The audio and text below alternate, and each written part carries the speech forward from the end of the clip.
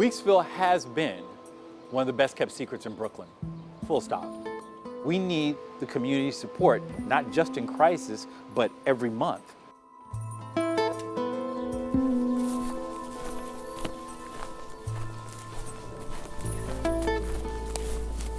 Most house museums are big mansions of the rich. What makes Weeksville's history unique is it's about everyday people and how they lived.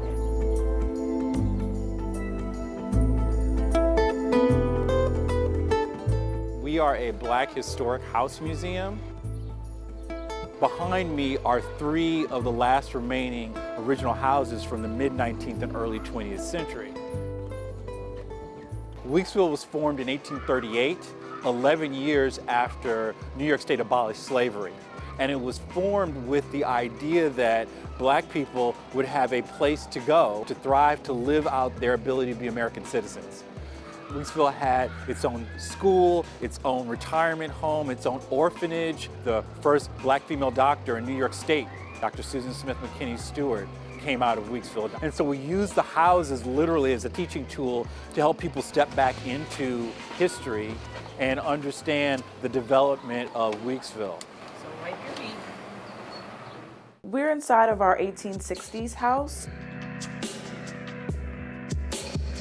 This is the time where Weeksville is a really fully formed community. So we're growing our own food, making our own clothes.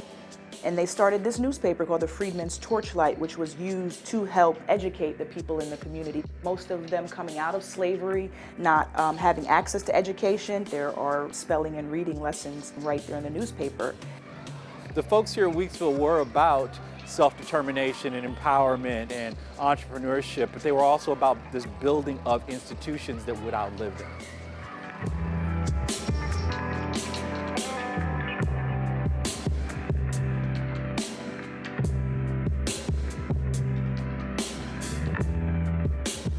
It was a community effort of working people from the neighborhood who cared about keeping this piece of Black history, where the children of the neighborhood and people in the neighborhood would be able to learn about this aspect of Black history.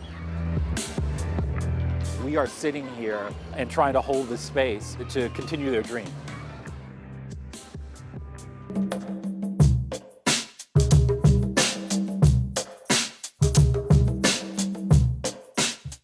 Weeksville, like many other Black and brown cultural institutions, is under-resourced. Some grants didn't come through this year, some donors didn't come through in the way we thought, and as well, we were carrying a loss from the previous year.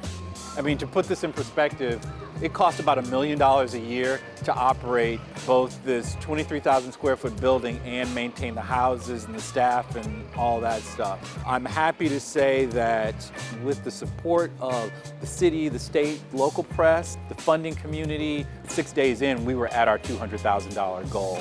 Black Twitter got involved. Over 4,000 donors gave an average of $64. Weeksville as an institution is grateful for that. It doesn't solve our problems entirely, but it gives us time to plan for the future. And we have to repay that faith now by coming back to people and saying your belief in your money was not in vain. So this house is the Johnson family home.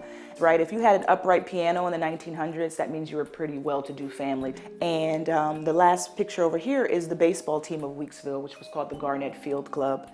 And Weeksville had 3 baseball teams in the early 1900s, 2 for the men and 1 for the women. This Weeksville story is a really positive, joyful representation of Black history and American history, right? So we had baseball teams and we had picnics and celebrations, and we had a really nice quality of life here in Weeksville. We have to begin to develop a new sense of what philanthropy is for Black people.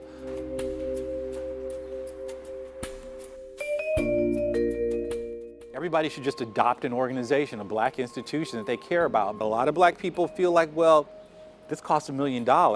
You need like people who can write $5,000, $10,000, $20,000 checks. But the truth is, if you decided to give $5, $10, $20 a month to an institution you cared about, a couple hundred people did that, those organizations would be better for it. It wouldn't solve all their problems, but it would sort of give them a base of unrestricted cash that they could know that they could count on. And from there, they could grow. Nothing Weeksville has ever done has been done by solo individuals. It was formed with the idea of community in 1838. It was community that saved the houses in 1968. And it was this broad international global community that came together to save us. That's part of what you're feeling here. There's a whole list of ancestors here who we want to make proud.